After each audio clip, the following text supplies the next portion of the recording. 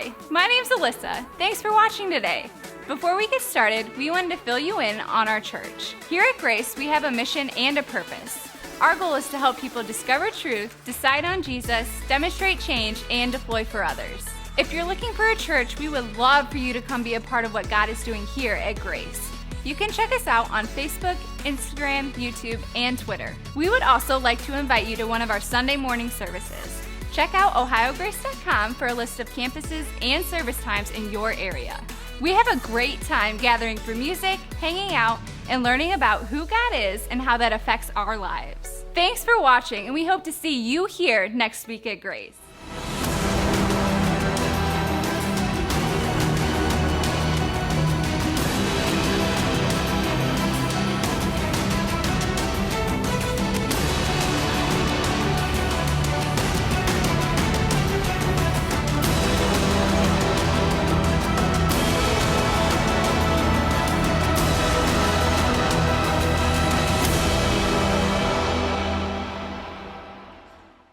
Well, hey, church, good to see you guys here this morning. When I was 14 years old, my family took a trip to New York City for a vacation, okay? So we go to New York City. We're doing all the normal touristy things, seeing all the sights and everything. And the way we got around in New York was we took the subway, which was normal.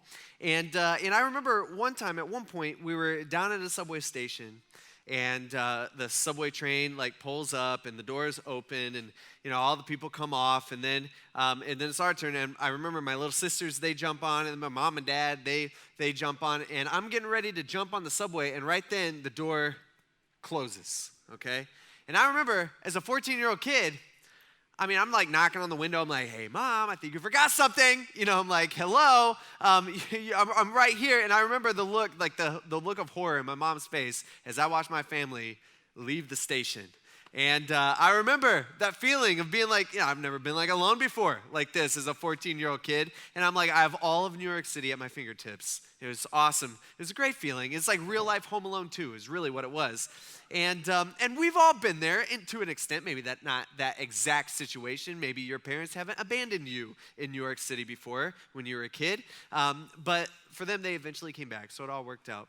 But we've all been there before where we have tried to enter through a door and right before the door closes, okay? Think about, this happens all the time. Think about it. Have you ever been in a hotel where you got to get downstairs quick, and so you run to the elevator and you see the elevator's open, then there's it just happens this way where there's nobody inside and the door's shut, right? And you're like, oh, come on. And what do you, pressing the button? And the elevator's just right there on the other side of this door, but it's already made up its mind. It's going down without you, empty, okay?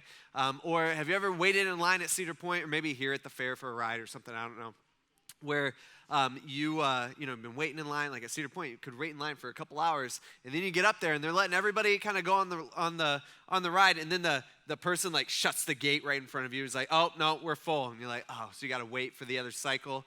Or we've all done this where we have tried to get to a store when you know the store's closing soon. You get what I'm saying? All right, you're rushing. This just happened to me last night, actually.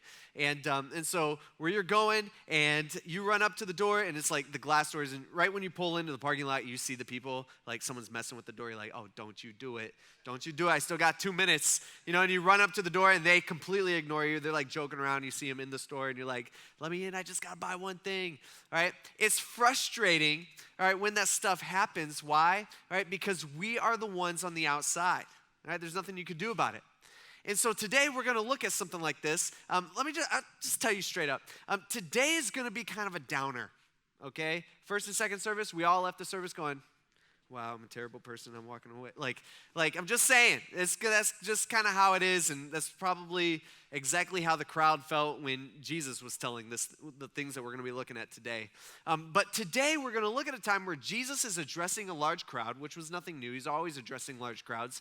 And what he's going to do is he's going to warn them specifically about religion. And basically what he's going to tell us is that religion will get you to the door of heaven, but it won't get you through. Which is interesting, Because I think most of us in this room, we view Jesus as like, kind of like the ultimate religious guy, like the ultimate religious leader. But Jesus did not gravitate towards religious people. In fact, people who were nothing like Jesus actually liked Jesus. And guess what? Jesus liked them back.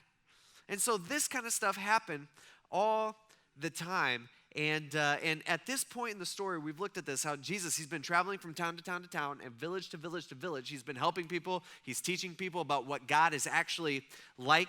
And Luke tells us that one day, Jesus was teaching in one of the synagogues on the Sabbath. And as he was there was a woman who had been disabled by a spirit for over 18 years, and she was bent over, and she could not straighten up at all. So I want you to kind of picture this in your mind. All right, here's this lady. She's bent over. She can't stand up straight. She's got this like physical condition, and just want to point out, she's been dealing with this and suffering with this for 18 years. And where's she at? She's in the synagogue. Right, kind of the equivalent, the Jewish equivalent of church. That's where she's at. Got no cars. She got to walk everywhere, even though she's dealing with this like physical condition. It's kind of funny because a lot of us, we're like the exact opposite. Like we wake up on a Sunday morning, you feel that little tickle in your throat. You're like, well, I'm out. I can't go. You know what I'm talking about? Like, church is done for me. Maybe next week. Better luck next time. All right, can't help this feeling. That type of thing. She doesn't do that. She is there. And she is learning about God. So that's her priority here. And this specific day, this particular day, she's at church, or what we'd call church, and she is listening to Jesus teach in the synagogue. They got a guest speaker, okay? Your favorite day, all right? Not the normal guy. You got a guest speaker in the house. And Jesus happens to be there.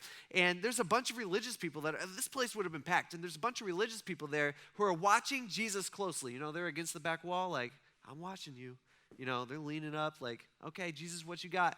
And they're watching him. And when Jesus sees her, he called out to her. He says, hey, lady, all right, you are free of your disability. Basically, he says, hey, I'm going to fix you right here, right now. And then he laid his hands on her, and instantly she was restored, and she began to glorify God. Right, this doesn't happen like a few months ago or a few months later. Like she started taking like physical therapy and started working it and started chiropractor thing. Like it wasn't anything like that. All right, this wasn't like a couple hours later. Like she took a pill or something. He's like, hey, take this medicine. This will fix you. No, he instantly does this, and everybody sees her. She's bent over. She straightens up, and everybody's like, wow, she has been like this ever since I can remember. She has been like this for like 18 years, and everybody recognizes this. But the leader of the synagogue, ultra-religious guy, was indignant, which is a super fancy word he is ticked off about it, right? He is filled with anger because of what Jesus had just done. Why? Because Jesus had healed on the Sabbath. Now, if you have followed along with Jesus, or you've followed along with this as we've been going through the book of Luke, and actually something similar is going to happen again next week, and when you see, when you read about Jesus, you realize that this kind of stuff happens a lot. It's like Jesus goes and he breaks these religious guys' rules, almost like, I don't know, just to use it as a teaching moment. And so here again, Jesus knows, right? It's not like he's like, oh, I'm sorry, I didn't realize that you had this rule and didn't mean to offend you. It's not what Jesus is doing. Here's Jesus. He knows exactly the issue that this is going to cause, yet he has compassion on this lady and he heals her anyway.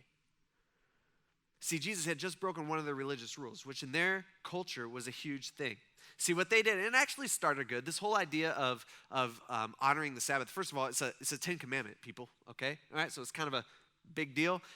And this all comes from the Old Testament. In fact, we see this God sets the standard for our life all the way back in creation, all right, before we were even here. And so what the Bible tells us, what God tells us is that he has designed us to have a specific rhythm in our life. And that rhythm is we work hard for 6 days a week, and then we completely rest one. And we do this every single week. It's a cycle. It's something that we should be striving to do. All right? Now, a lot of us, we've never done that. right? A lot of us, we've never rested. A lot of us, we've never worked hard, all right? A lot of us, like we got people on both ends here.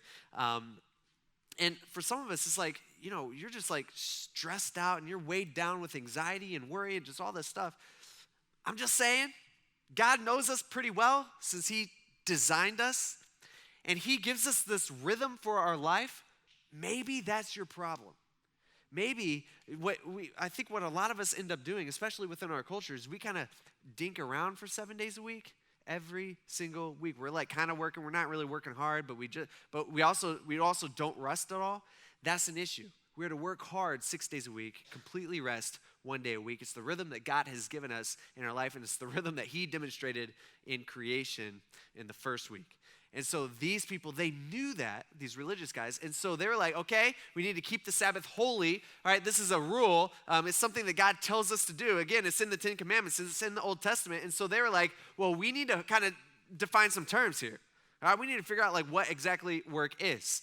And so these religious people, they created rule after rule after rule so that they wouldn't come close to breaking God's rule. And so they had all these rules of like what work could be considered. Stuff that was so intense, like you had to, on the Sabbath, you would count your steps. Because if you took too many steps, well, that God might consider that as work. And then, maybe you would have broken God's command. They had things like you couldn't spit in the dirt. You could spit on a rock. That's cool. But in the dirt, that's not cool because in the dirt, you're technically making mud. And technically, maybe God might consider that as work. And so that's an issue. Right?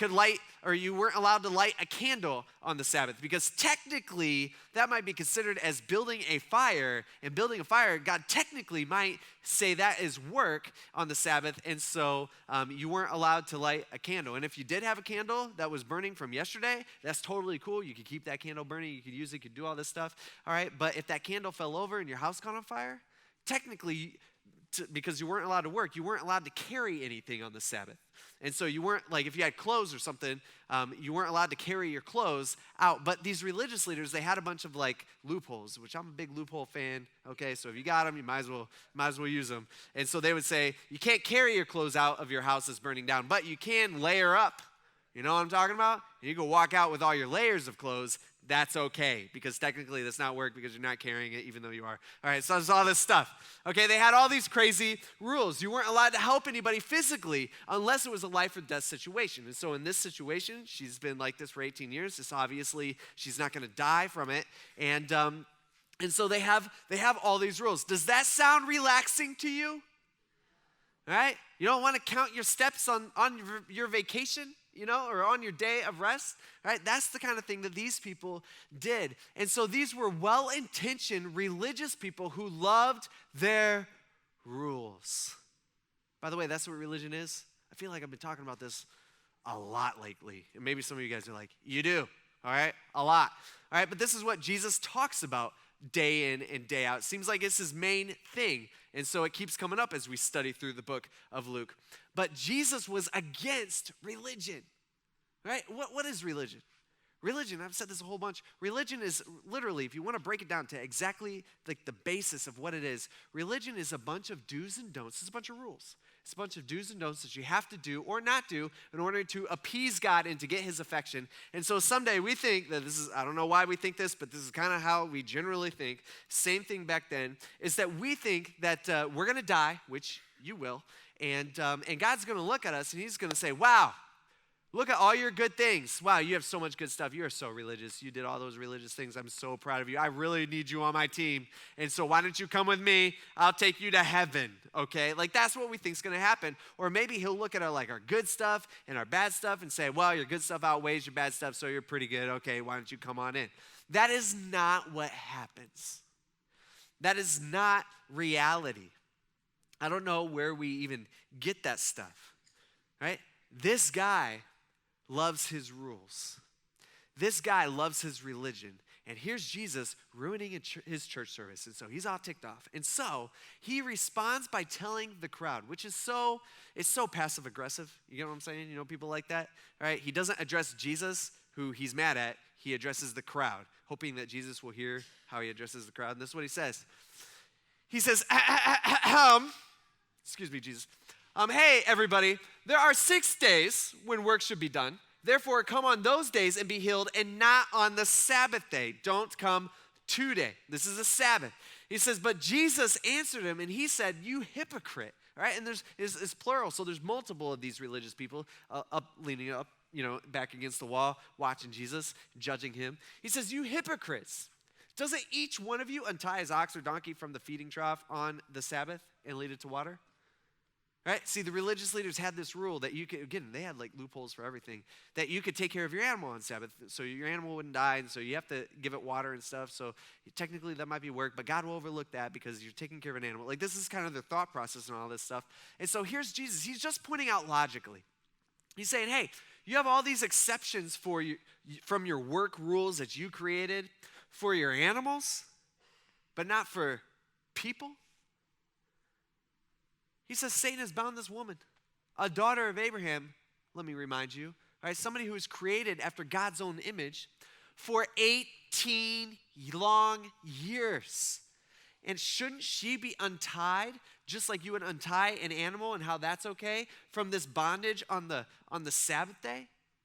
Right? And so what Jesus is doing is he is challenging their religion. He is challenging their rules. And what you got to understand is that the whole crowd is in shock. I mean, everybody's just like, you have got to be kidding me. Like, Jesus is about to get, like, he's in trouble. Like, this is not good. Everybody, they cannot believe that Jesus is doing this. You got this new celebrity, this, like, young Jesus guy who doesn't have the degrees and who doesn't have the schooling, and he is questioning these religious leaders in their own synagogue and in their own church in front of everybody. All right, this is crazy. And when he had said these things, it says all of his adversaries, all these top religious guys were humiliated, but the whole crowd was rejoicing over all the glorious things that he was doing. And it was things like this. Jesus' popularity was growing and growing. It had been growing at this point for about 2 years. I mean, he's out there teaching against religion, but he seems, in our point of view, seems very religious. And everybody wants to see this Jesus guy, and everybody wants to see the things that he is doing. And remember, as we talked about last week, thousands and thousands of people are showing up to hear the things that Jesus had to say. But Jesus keeps moving. It says he went through one town and village after another, teaching and making his way to Jerusalem. Yeah, one person got it. Okay, Jerusalem. He's been going there for the last few weeks. All right, you guys with me? Okay, all right. He's been going there the last 2 weeks. He's making his way to Jerusalem. And at one point, somebody in the crowd shouts out to Jesus, and he says, hey, Jesus, got a quick question for you. Real quick. Are only a few people going to be saved? He's like, so Jesus, is there only going to be a few of us? And I'm guessing maybe the guy's kind of looking around at the people, the crowd that's following Jesus. He's like, there's a whole population of earth. Like, is this it? Like, is it just us, like our crew here, like us that are following you? And really, the main focus of his question is he's saying, how many? How many people get to go to heaven? Is it like a lot? Is it like a little? Like, is it just us? Like, what will the population of heaven actually look like? What's the deal with heaven, Jesus? And Jesus looks at him, and he says, well, good question, I guess, but how about you? He says, you need to make every effort to enter through the narrow door. And everybody standing there, even this guy, they're all like, what are you talking about, door? Right? Narrow door? What are you bringing up a door for? I was asking you how many people are going to be in heaven. Do you ever notice, as we've been going through Luke, that there's a lot of times where somebody will ask Jesus a question, and he doesn't actually come out and answer it straightforward? You notice that? Right? It happens all the time. And he's using this question to make a point, is what Jesus is doing. Right? Jesus doesn't say, yeah, man, not many. Yeah, it's going to be a rough crowd in heaven. Okay, if you really want to call it a crowd. All right, it's not what he says. Here's Jesus. It's almost like he's saying, hey, don't worry about how few. You need to worry about you. He says, make every effort, meaning do whatever you have to do to be one who gets in. It's almost like Jesus is saying, hey, you know what heaven is like? All right, picture it like a narrow door. All right, picture it like a narrow door. That's kind of how it's like. Now, a few months ago, I was in Mexico. All right, I think I told you guys about this, where me and a buddy of mine, he had this old car that he was just going to junk and take it to a junkyard and sell it for scrap. And then we were talking, and we were like, hey, let's just drive it like on one last road trip, like last hurrah for this thing. And so we just started driving south, and we thought we'd like, wherever it died, that's where it was going to die. We'd fly back. That was our plan. Okay, so we were thinking like Kentucky, like if it made it out of Ohio, we'd be good. And we ended up in Belize, okay? So that was a lot farther than we expected. And at one point, we're just like, well, we got to get out of here. Like, we got to go home, like this thing. And it's still hopefully driving the streets of Mexico to this day. That's what I hope is. Wish we would put one of those like things in there that you could track it. Really bummed out we didn't do that. Anyway, so but on the way, we stopped at some ancient ruins called Palenque in central Mexico. And this place was sweet, all right? It's about 3,700 acres of that was once just a huge, massive city. And so they've uncovered some things. All this stuff was underground. It had been filled up over 1,000 years or however long it had been with dirt and trees. And the jungle kind of took this place back over. And so we went and we toured around this place. And just these buildings here are the only ones that they've uncovered. Again, there's 3,700 acres of jungle. And it was all at one point city. And it's still there. It's just underneath the dirt.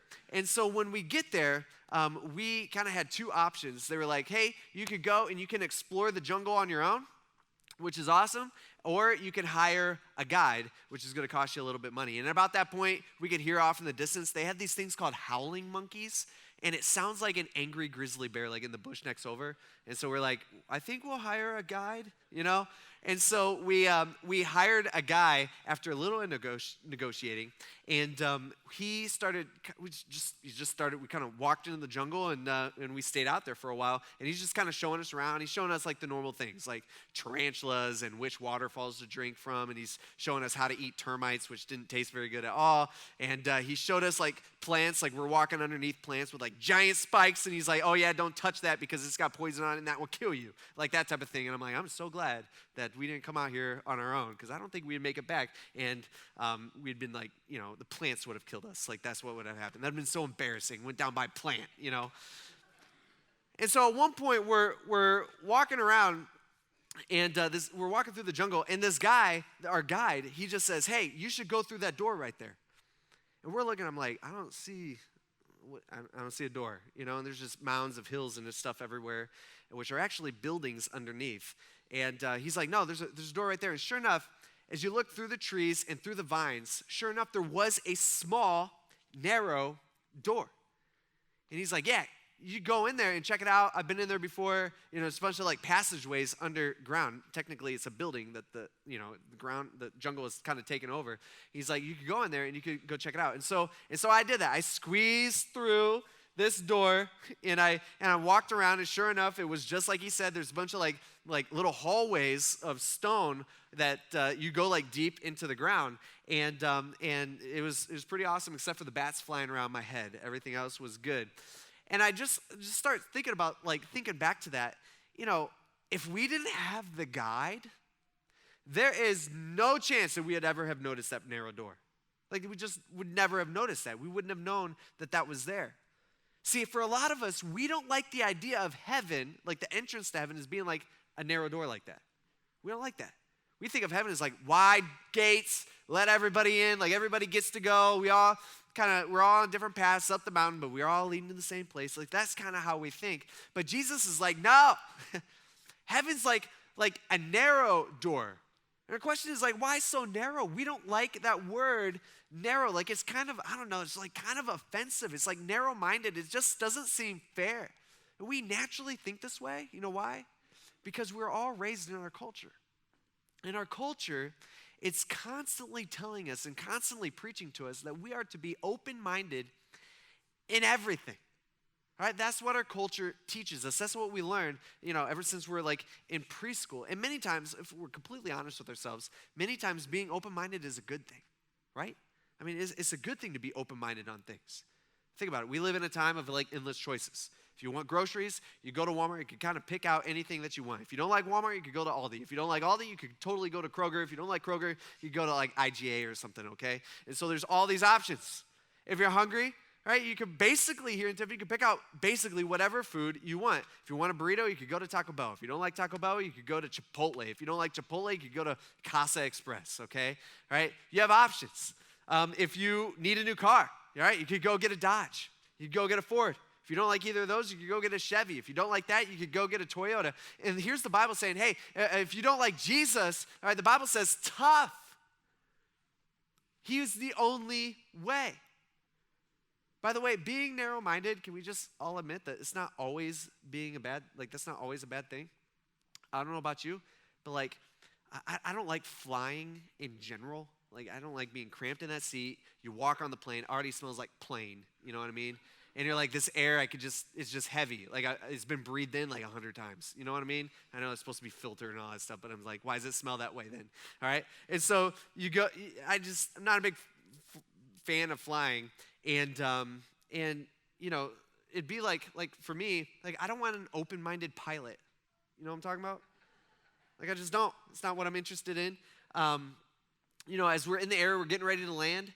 Like, I don't want the pilot coming over the speakers and being like, this is your captain speaking. I just communicated with the tower, and they says we need to stay up here for about 15 minutes or so. Then they will get us in line, and we'll get ready to land, and we'll all be good. But I'm thinking a little open-minded today. And so I'm thinking we just go for it. And whatever happens, happens. I think we'll be all right. Okay? I'm not into that. That's not something I want to hear from my pilot. None of us in this room, do we want an open-minded surgeon, right? Like, we want somebody who's focused, all right? We want somebody who's narrow-minded, right? We don't want after the surgery to be like, okay, doc, how are we looking in there? And he's like, well, I fixed your issue, but then I started like poking around at stuff, and I think I dropped my Tic Tac in there at some point, like that type of thing. Like, we don't want to hear that from our surgeon. We don't want an open-minded surgeon. See, many times, narrow-minded is good for us. And so we shouldn't be offended by a narrow door. We should be unbelievably thankful that he made a door. See, he says, many. Part of me this week, as I'm looking at that, I'm like, why do you have to use that word? Why can't it be just to say some or a few? Problem is that it's not a few. He says, many will try to enter that narrow door and won't be able. He says, once the homeowner, and this is God in this instant, gets up and shuts the door. He's like, you can't get in if the door is shut. And the whole crowd, and probably even some of us here today, we're just like, well, shuts the door. Why is he shutting the door? Well, why is the door closed? Wait, what's he doing? And here's Jesus. He's saying, yeah, I want you to understand, the door won't be open forever. Like right now, we got this like sweet spot where we got this like open enrollment type thing going on. All right, but it will close and it will not reopen. And so here he's saying the door will be closed, and then you. And part of me is like, why do you have to say you? This is kind of offensive. What he's doing is he's making it personal. So it'd be like him on stage here today saying, you will stand on the outside and knock on the door, and you will say stuff like, Lord, open up for us. Lord, let me in. All right? Lord, you're trying to get in, and he will answer you saying, I don't know you, and I don't even know where you're from. See, it's a sad reality where he's saying there's a lot of people who will be knocking on that door, but you ain't getting through. See, someday, every single one of us, we will be dead. And some of us, he's saying, we'll be so confident that we will be able to get into heaven. But when we die, that's it. It's final. Our decision, whatever decision that we made here on earth, that decision is made, meaning the door is closed. And he's saying these people will claim to have a relationship with the owner, but in reality, they don't have one. And so here's God, the owner. He looks at them as strangers, and he's just like, I don't know you guys. I don't know who you are, but they'll say, yeah, you do. I think you do. All right, we ate and drank in your presence. We hung out with you, Jesus, and you taught on our streets. See, the problem with these people is that these people are familiar with Jesus, but they don't know him. They know of him. They know all about him, but they don't know him. See, the reality is this is the majority of church-going people in our community. It's this. See, I talk to people all the time. We talk about this a lot where, and some of you, it's been you, all right? We've had this conversation where I talk to people and they're like, they know a little bit about Jesus, like they've been to church, maybe even all their life, and they like the idea of Jesus, of course. They like the idea of like God coming to save them, and they totally believe that Jesus existed. But it's all religion to them. It's all a bunch of do's and don'ts to them. And when you dig down deep, there's just no relationship there. They don't know him. See, they never truly invited Jesus into their life, and they're still doing life on their own. That's what religion is. Religion is you're not putting your trust in Jesus. You're putting your trust in yourself and your good stuff. See, it's like the people trying to get into the home here, into heaven. See, we think being familiar with Jesus is good enough. Jesus is like, man, it's not. We think doing a bunch of religious stuff is good enough. And Jesus is like, it ain't. See, here God replies, and for the first time in your life, if it's you, there will be honesty between you and Jesus. And he will tell you, I don't know you, and I don't know where you're from. Get away from me, all you evildoers. And then he says, there will be weeping and gnashing of teeth in that place. He's describing hell here. And when you see Abraham, Isaac, and Jacob, some Old Testament guys, and all the prophets in the kingdom of God, meaning heaven, but you yourselves will be thrown out. Doesn't that freak you out? Doesn't it? That should freak you out, man. That should freak you out. Here's God of the universe saying, hey, just want to let you know, I want to warn you guys real quick. Heaven, real place, is awesome. Hell is a real place too. And many of you will try to get to heaven, but will be turned away. And many will think that they are totally in because they are familiar with Jesus. But that relationship actually never began. It never existed. That should freak you out. That should make you question yourself. Is what it's doing. And I think the people that Jesus is talking to in this crowd on this very day, I think they are feeling the same feeling that we should be thinking here today. Here's a bunch of people who think they're going to heaven, but to their surprise, they will be going to hell forever. So here's this guy who started this question. He's saying, hey, Jesus, is it just us? I can't wait for heaven, man. It's going to be awesome. Is it just like us? Like all of us here? It's going to be sweet. And here's Jesus. He's like, no, you don't understand. Not even all of you are in. Not even all of you have a relationship with me. See, it's like almost like Jesus saying, hey, man, you're asking how many? Your problem is you're asking the wrong question. The question is, are you? See, it's similar to what Jesus says in Matthew chapter 7. We've talked about this before. This was at a different time to a different group of people. He says, not everyone who says to me, Lord, Lord, will enter the kingdom of heaven, but only the one who does the will of my Father in heaven, meaning only the one who has given their life to me and has chosen to live their life the way that I have called them to live. And on that day, again, he uses the word many. It's not like there's going to be a few people, I feel really bad for them. He said, many will say to me, Lord, Lord. So they believe in Jesus, all right? They believe that Jesus is God, all right? He says, didn't we prophesy in your name? Didn't we drive out demons in your name? Didn't we do all these miracles in your name? So they're doing stuff better than what I've ever done. All right, they got some pretty good stuff racked up here. All right, this is, again, religion. It's a bunch of good things that they think is good enough to get them in. They think they've earned their way into heaven. And then he says, I, Jesus, will announce to them, yeah, but you've done some good stuff. I get that. But I never knew you. You never chose to have a relationship with me. I wanted you to. But you never chose to. And so you have to depart from me. You lawbreakers. See, there's people who have an emotional connection with Jesus. They respect Jesus, sure. They believe in God. They're cool with God. They recognize Jesus as God. They believe he exists. They do a bunch of good stuff. These are like good people.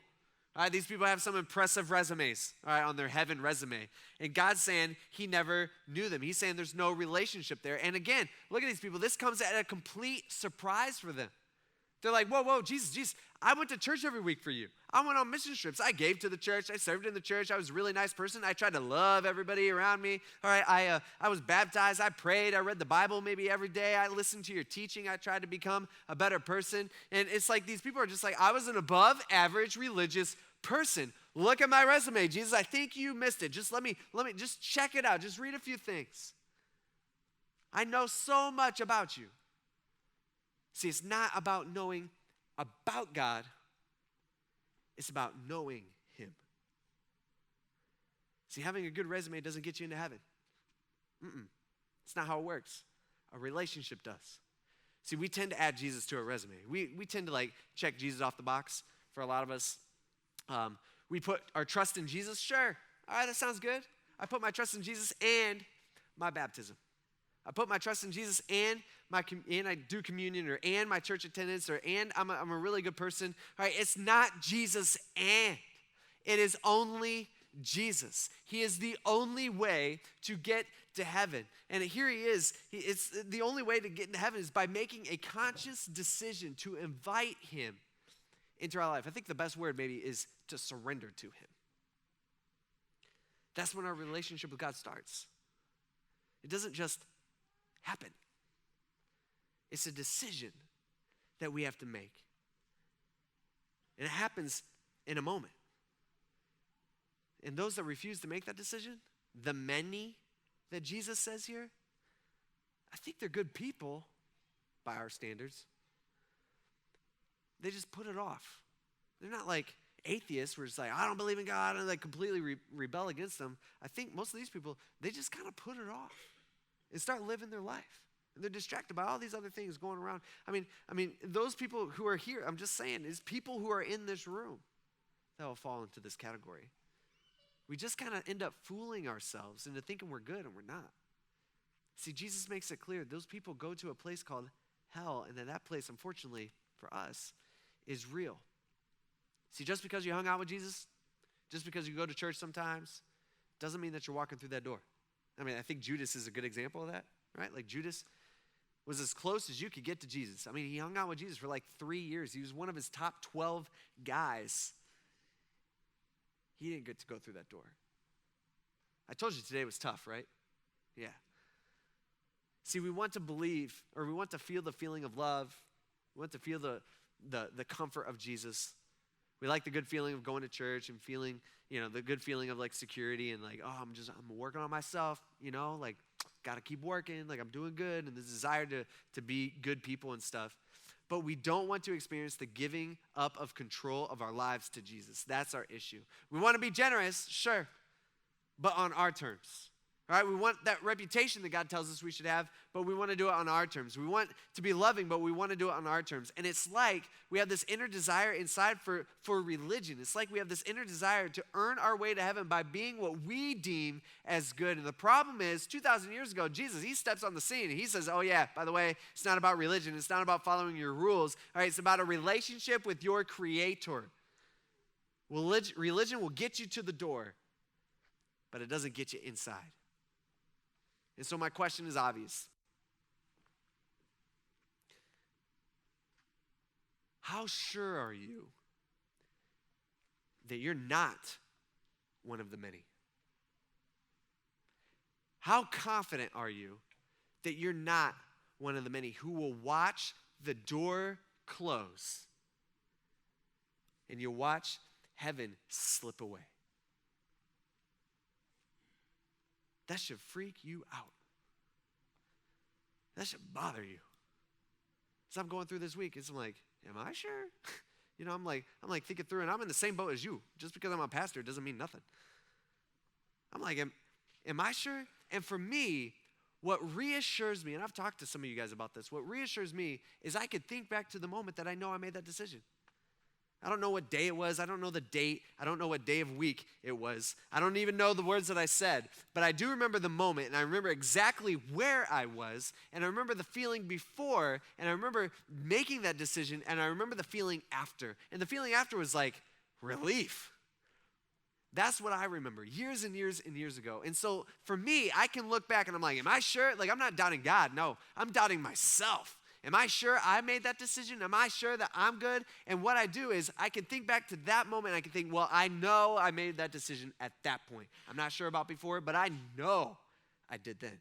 And so my question is, I don't know, this might not be 100%. But if you can't think of a moment that you made, let's say the most important decision of your entire life that eternity lays in the balance of, just saying, I think that's probably something that you should probably remember, right? Logically. If you can't think back to that moment, dude, I'd be doubting. How do you know then that you're not one of the many? I'm just saying, I don't know. How do you know?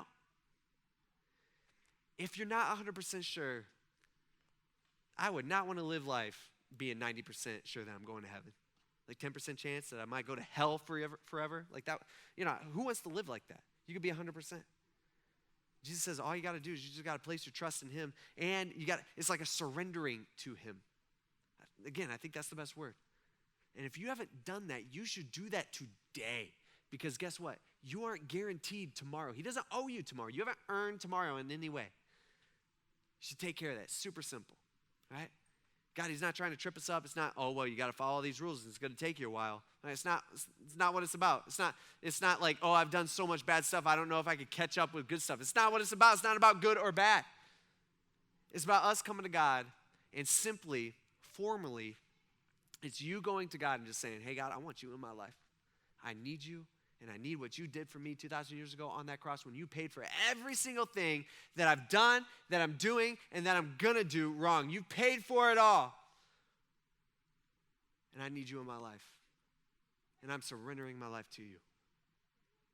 That's it. It's not a bunch of check marks that you got to check. It's simple. It's easy. And in that moment, the Bible says that God moves into your life. And he looks at you as a different person. So if you're not sure that you've done that, you should do that today to avoid the situation that Jesus is talking about. Let's pray. God, we thank you for these words, and some of the stuff, it's tough. Like, this is not a fun one. It's something that really gets us thinking, got me thinking this week. But you talked about this more than once. This is an important thing.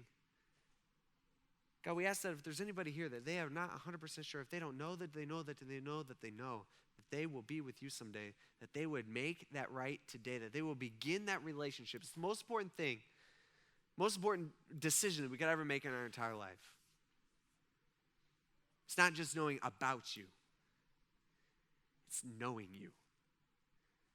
And God, we thank you for that. And we thank you for dying for us. You didn't have to do that. For some reason, you love us enough that you chose to. God, we thank you for that. We ask this in Jesus' name. Amen. All right, we'll see you guys. Thanks for watching, and we hope to see you here next week at Grace.